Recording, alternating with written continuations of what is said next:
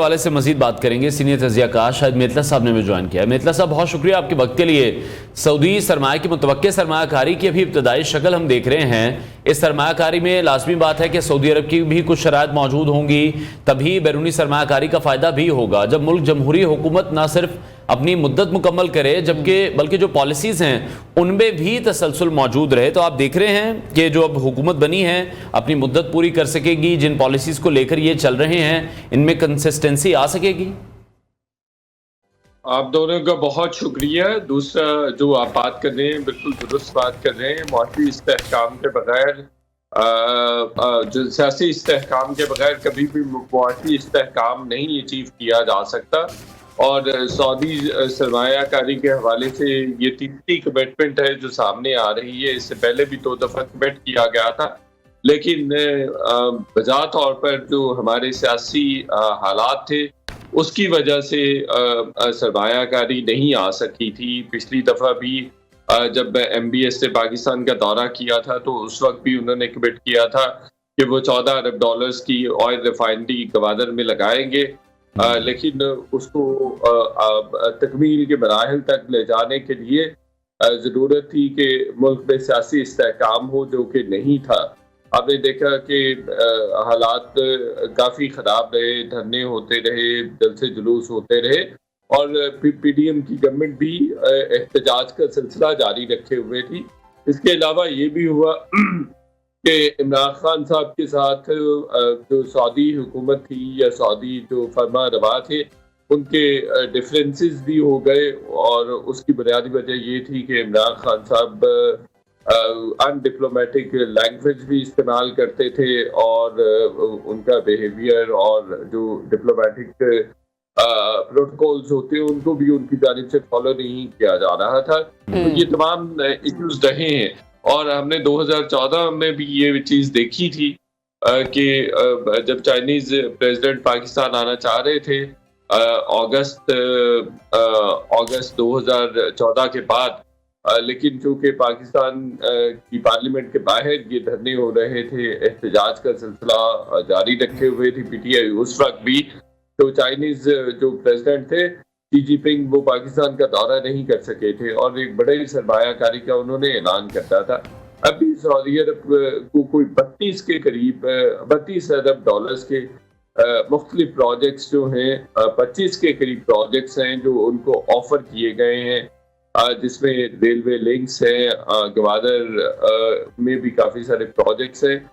اس کے علاوہ پی آئی اے کی نیجکاری ہے, ایئرپورٹس کی نیجکاری ہے, وہ بھی ان کو آفر کی گئی ہے. اس سے پہلے قطر بھی انٹرسٹڈ تھا کہ وہ جو ایئرپورٹس ہے پاکستان کے, لاہور, اسلام آباد اور کراچی کے ایئرپورٹس, وہاں پہ وہ سرمایہ کاری کرے, لیکن وہ بھی میری خود بھی جو پریویس قطری ایمبیسیڈرز تھے ان سے بڑی ڈیٹیلڈ ڈسکشن اس ٹاپک پہ ہوئی تھی.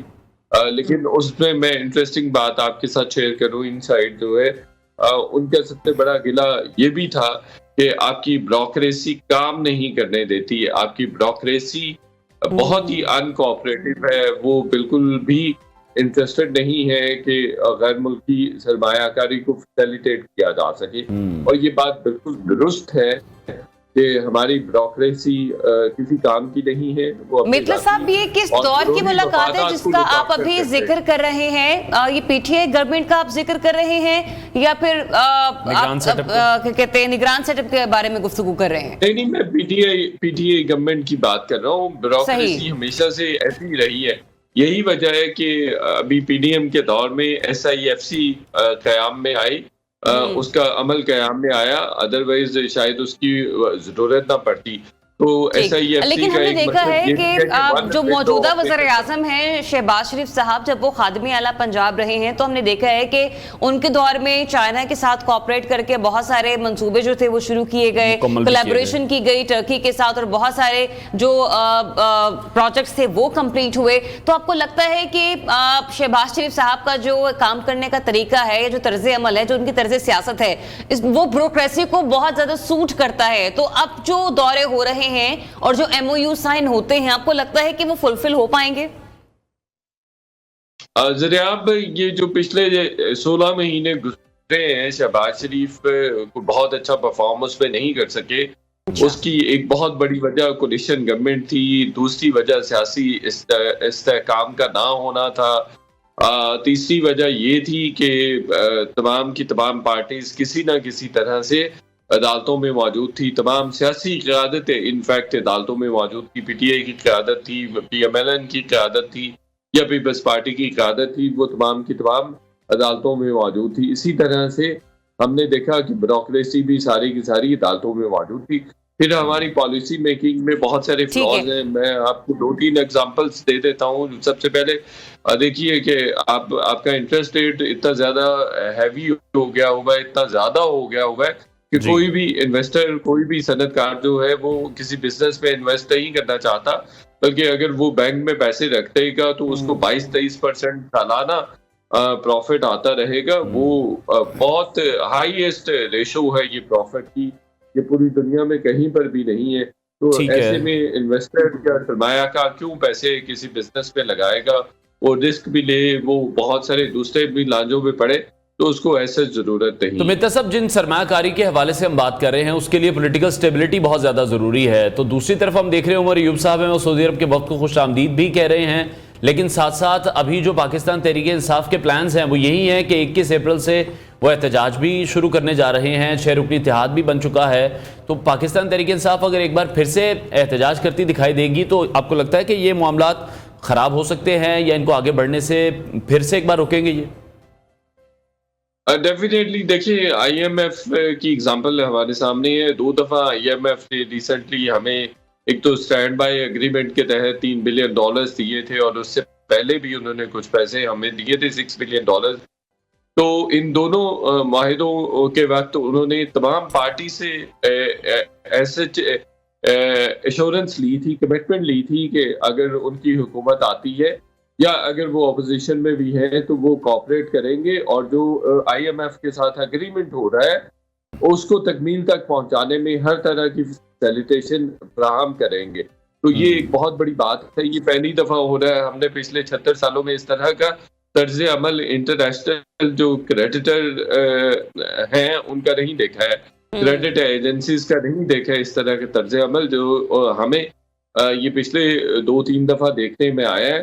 उन्होंने बाकायदा सियासी जमातों से एश्योरेंस ली है, जिस तरह से अभी इमरान खान साहब जेल में थे, जेल से भी उन्होंने एश्योर किया कि अगर PTI की हुकूमत आती है, इलेक्शन से पहले उन्होंने इमरान खान साहब से बात की, इमरान खान साहब की पार्टी से बात की कि PTI की हुकूमत आती है तो क्या स्टैंड बाय एग्रीमेंट के तहत जो $3 बिलियन की रिमेनिंग अमाउंट है वो अगर दी जा रही है तो क्या वो PTI अपनी कमिटमेंट पूरी करेगी, या हुकूमत जो मौजूदा PTM की है वो कमिटमेंट कर रही है तो वो पूरी करेगी या नहीं करेगी।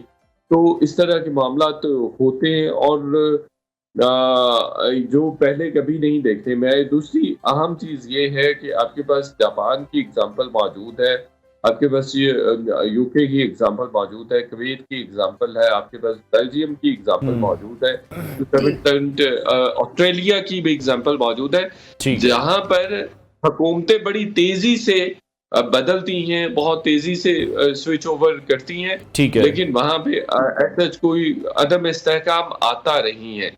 तो हमारे पॉलिसीज में कंटिन्यूटी रहती है। हाँ, पॉलिसीज में भी कंटिन्यूटी रहती है, ये वाकई 100% दुरुस्त बात है। पर एक और अहम मामला है, उस पर भी आपका कमेंट लेना बहुत जरूरी है, क्योंकि आपने कहा ना हुकूमतें तेजी से बदलती रहती हैं, लेकिन हमारे यहाँ पर मसाइल वहीं के वहीं रहते हैं और केसेस जो है वो तेजी से बदलते रहते हैं। फैजाबाद धरना कमीशन सीधा सीधा मोरद इल्जाम ठहरा रहा है वज़ीर आज़म शहबाज शरीफ को, जो कि उस वक्त वज़ीर आला पंजाब थे।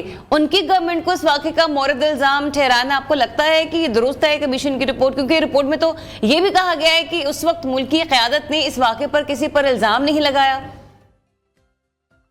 देखिए ज़रियाब, ये मैंने 1 महीना पहले 18 मार्च को ये स्टोरी ब्रेक की थी और ये अदरवाइज तो मीडिया पे ये कल आई है। 18 मार्च को ये स्टोरी मैं कर चुका हूँ, तो कल मैंने इस पे 3-4 डिफरेंट जगहों पे प्रोग्राम्स भी किए। बिल्कुल ऐसा ही है, इसमें जनरल फैज़ हमीद को क्लीन चिट दी गई है, तमाम इंटेलिजेंस इदारों को भी बरीउल ज़िम्मा करार दिया गया है। शहबाज शरीफ की पंजाब हुकूमत ही, या ये भी कहा जा सकता है कि शहबाज शरीफ को مورد الزام ٹھہرایا گیا، ان کو قصوروار ڈکلیئر کیا گیا ہے کہ انہوں نے ٹی ایل پی کے کارکنان کو ٹی ایل پی کے مارچ کو روکا نہیں، ان کو فیض آباد آنے دیا۔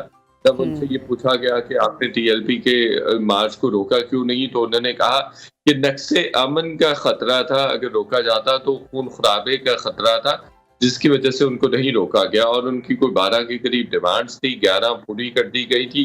ایک ڈیمانڈ جو تھی وہ وفاقی حکومت سے متعلق تھی، جو کہ اس وقت کے وزیر قانون زاہد حامد کو ہٹانے سے متعلق تھی، تو وہ ایک ڈیمانڈ تھی جو تحریک لبیک پاکستان کی پوری نہیں کی گئی تھی، باقی تمام ڈیمانڈز پوری کر دی گئی تھی۔ اس میں تجاویز دی گئی ہیں، کچھ سفارشات دی گئی ہیں کہ انٹیلیجنس ایجنسیز کے کام کو، انٹیلیجنس ایجنسیز کو ریگولیٹ کرنا چاہیے، اور ہم نے ترقی یافتہ ممالک میں یہ چیز دیکھی ہے کہ ان کی انٹیلیجنس ایجنسیز ریگولیٹڈ ہے، ان کے حوالے سے لاز موجود ہے اور بڑے اسٹرکٹ لاز موجود ہے۔ تو مرزا صاحب کمیشن نے تو پھر اپنا کام کر دیا ہے، اب عدالت نے بھی جو رپورٹ دیکھنی ہے وہ کمیشن کی ہی دیکھنی ہے، تو ایسے ہی پھر سابق جنرل فیض حمید کو بدنام کیا جا رہا تھا، جو الزام ان پر لگ رہے تھے، تو کیا آپ کو لگتا ہے حتیٰ کہ عزت کا دعویٰ ان کو کرنا چاہیے یا وہ کر سکتے ہیں؟ نہیں، ایسی بات نہیں ہے، وہ بالکل نہیں حد تک کہ عزت کا دعویٰ کریں گے۔ اور وہ ابصار عالم صاحب ایک ایسے شخص تھے جنہوں نے 38 گواہان میں سے جنہوں نے امپلیکیٹ کیا ہے جنرل فیض حمید کو، اور انہوں نے کہا ہے کہ جنرل فیض حمید ان کو فون کرتے رہے اور چینل 92 نیوز کو کھولنے کے لیے دباؤ ڈالتے رہے۔ جب انہوں نے دباؤ قبول کرنے سے انکار کیا تو انہوں نے پھر دوبارہ ابصار عالم جو کہ چیئرمین پیمرا تھے ان کو فون کیا اور ان کو کہا کہ اگر آپ 92 نیوز نہیں کھول رہے ہیں تو باقی تمام چینلز کو بھی بند کر دیا جائے۔ تو ابصار عالم نے باقی چینلز کو بھی بند کرنے سے انکار کیا، اور پھر اس کے کچھ دیر کے بعد مریم اورنگزیب نے تمام چینلز کو بند کر دیا۔